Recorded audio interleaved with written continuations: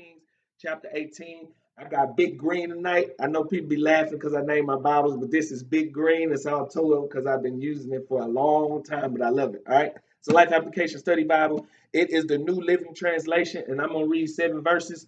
2 Kings chapter 18, verse 1 through 7. It says, Hezekiah, son of Ahaz, began to rule over Judah in the 3rd year of King Hoshea's reign in Israel. He was 25 years old when he became king, and he reigned in Jerusalem 29 years. His mother was Abijah, the daughter of Zechariah.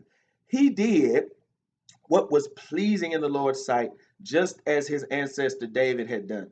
He removed the pagan shrines, he smashed the sacred pillars to idols, and knocked down the Asherah poles. These are idols that he's breaking down. He broke up the bronze serpent that Moses had made because the people of Israel had begun to worship it by burning incense to it, and they named it Nehushtan. Hezekiah trusted in the Lord, the God of Israel. There was never another king like him in the land of Judah, either before or after his time. He remained faithful to the Lord in everything, and he carefully obeyed all the commandments the Lord had given through Moses. So, this is what I like right here. So the Lord was with him, and God made Hezekiah successful in everything he did. I'm going to just stop right there. All right, tonight. And as I said, I got 3 things for you tonight, just 3 simple things. All right. And so, where we are in the book of Kings, and for those of you who have been walking along with us, the nation of Israel has split into 2 separate nations. One nation called themselves Israel, the other side called themselves Judah. At this point in the text in chapter 17, it tells you why that God allowed them to go be carried away. And so what happened is that God allowed the enemy nation, which was Assyria, to come and take the nation of Israel away captive as prisoners. All right. And so what's going on in the text, or in the story, I like to say story. What's going on in the story is that that nation has been taken away as prisoners by the enemy nation, and it was God's way of punishing them for the years of allowing their integrity to be corrupted by their environment. And I want to stop. I want to pause. This is not number one, but I do want to help, but remind us to that we pay attention, that we don't allow the things on the outside of us to corrupt our integrity that's on the inside of us. And I want to stress this, that no matter what it is that you have going on externally, I want to remind you that what God is doing is he's working to build you and fix you internally. And so what the nation of Israel had overlooked was the very thing that God was paying attention to. And I think that this is the stress point. This is not my number one again, but I think this is the point that we have come to in a lot of our churches, is that we are so focused on the outside and the things that are happening on the outside that we don't recognize that God is doing the work on the inside. And so they had allowed their integrity to be corrupted because of their environment. But here's what I want to roll into number one, that God had given them a grace period, but they continued to live and behave the same way. So God allowed their enemies to get victory over them. And I think it's so significant, right, that you understand that God will love you through some things, that God will be patient with you, that God is loving with us, and he's kind with us.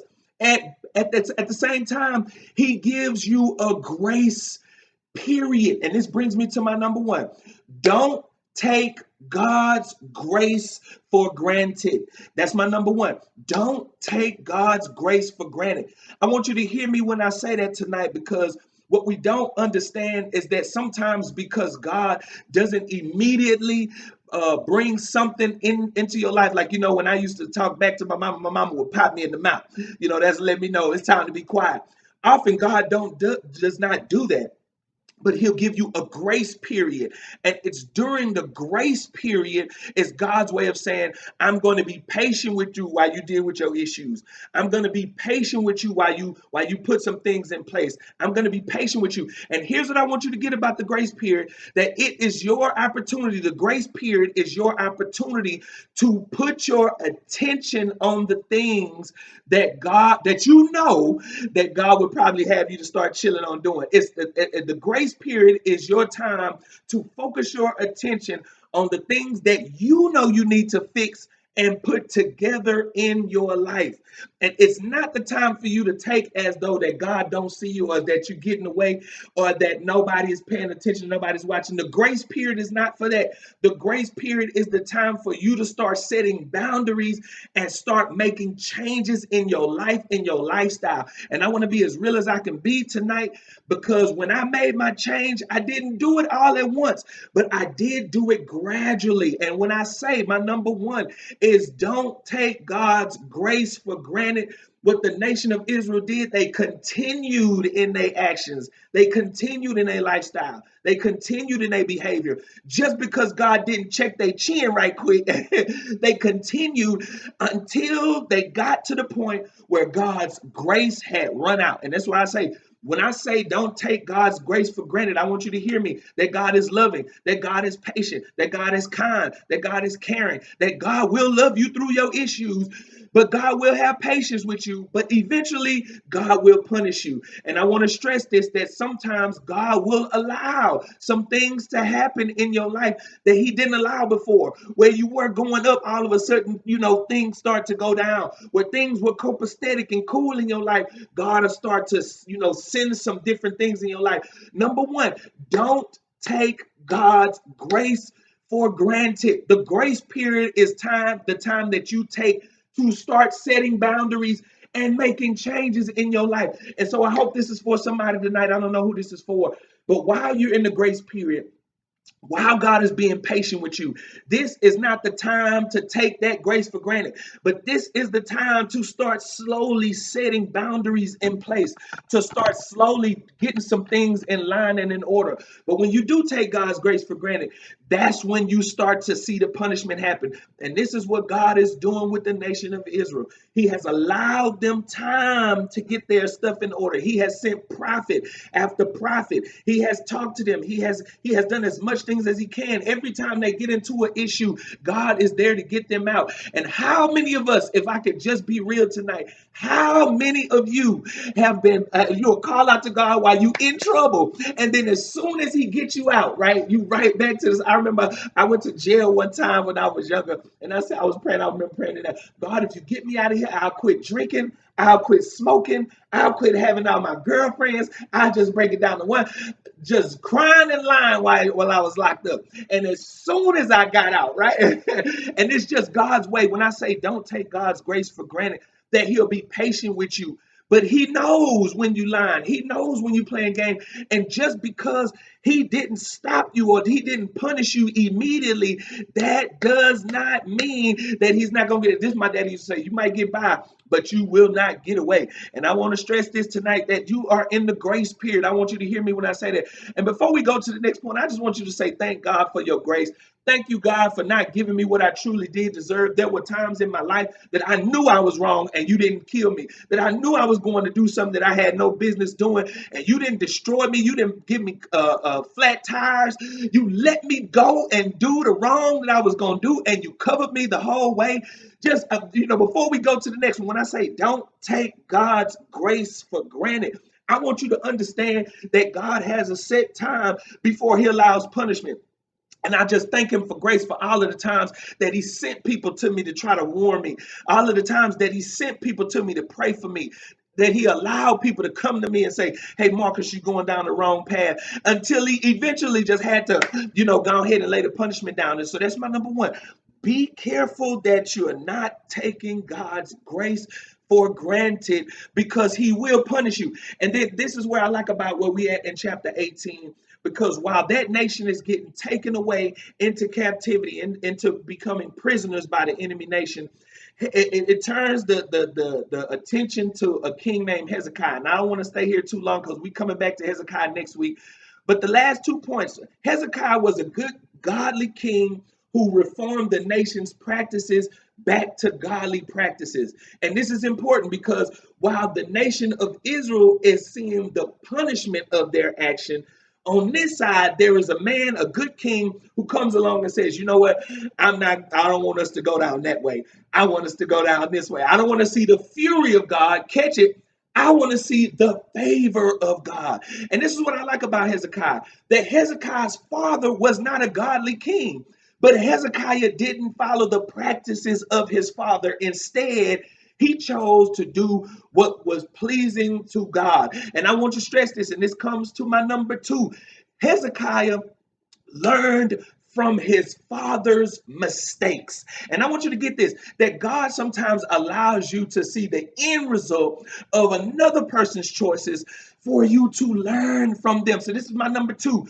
Learn from the mistakes, learn from the good and the bad. That come on, and sometimes, and this is what I believe, that Hezekiah, at this point in his life, he saw the other nation get carried away as prisoners. He saw all through his father's life, all through his father's reign when his father was a king. He saw the enemies coming in and destroying and coming in and killing and coming in and fighting against him. And he recognized that God had allowed these things to happen because because his father Ahaz had not turned his heart fully towards God. And Hezekiah learned what didn't work and he didn't do that thing. And I want you to get this, my number two. Learn from not just your mistakes, but the people who you may have been around and you see. Look and learn from experiences so that you don't repeat, come on, the same mistakes. And I wish somebody would have told me when I was younger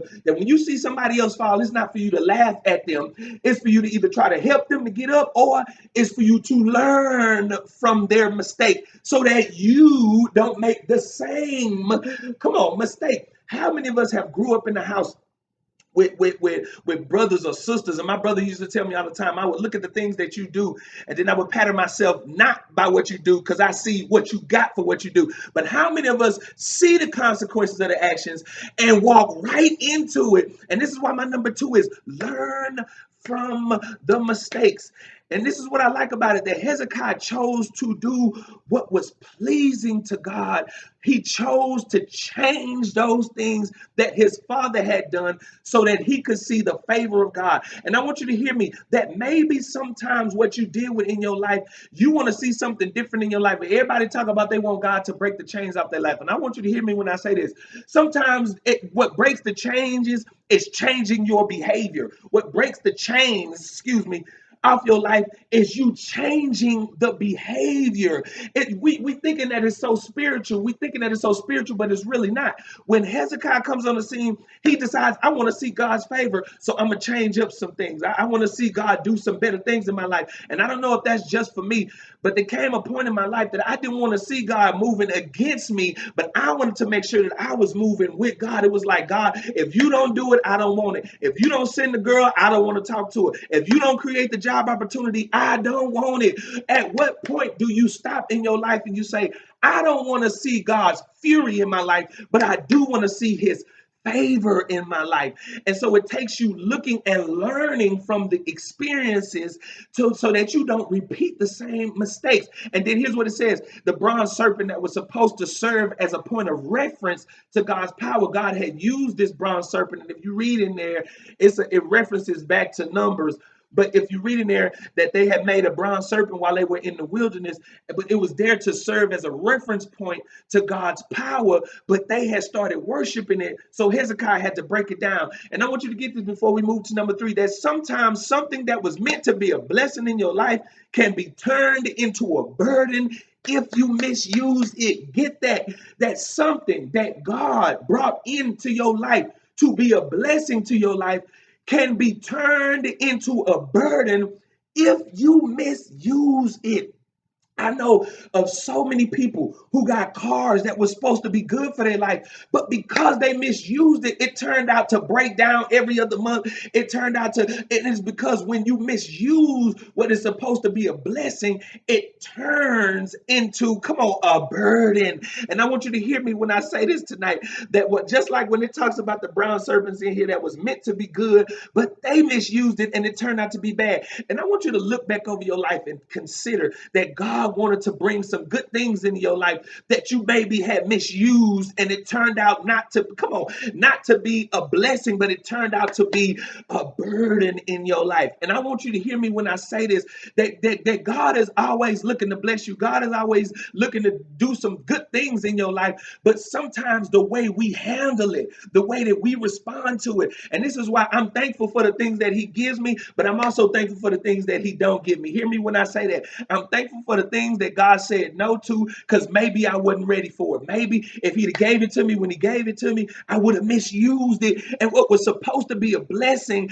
actually would have turned out to be a burden. And I want you to question that in your life. How many things, right, could be good in your life, but you misuse them. So at the end of the day, instead of it being a blessing, it becomes a burden. Because not because of what God intended, but because of the way you used it. Hear me when I say that when you misuse the blessings of God, when you cheat with the blessings of God, they don't become blessings, but they become burdens in your. I want you to hear me when I say that, because maybe somebody is thinking, right, that it's what's going on the outside, but maybe it's how you using it that makes it go from being a blessing to being a burden. All right, and with that, and I'm not going to be on long, but what it says is that everything that brought God's fury that Hezekiah's father had done, Hezekiah broke it and cut it down. And I want you to hear me that Hezekiah wanted to see the favor of God and not the fury. In response to Hezekiah's corrections, and this is my number 3, that God was with him and God made him to prosper. And this is my number 3. If you want to see God's favor in your life, you must be willing to break the behaviors that bring God's fury. I'm going to say it again. If you want to see God's favor in your life, you must be willing to break the behaviors that bring God's fury. When I talk about my Bible study, I got you. I see you on Facebook. When I talk about God being active in your life, you thinking it's about you going to church, but a lot of times it has less to do with church and more to do with your lifestyle and your life choices and your life decisions and the way you go about your day to day. And I want you to hear me when I say this, that I want to see God. I want to feel God while I'm at church, but I really need God for my life. I really need God to open up doors and create opportunities in my life. And a lot of time we don't see God's favor in our life, and we don't recognize that it's because of our behavior. It's because of our attitude. It's because of the way I handle the people around me. And I want you to question yourself tonight before I go offline. Am I seeing God's favor in my life, or am I seeing God's fury? And I like that God, I love this. This is what I love about God,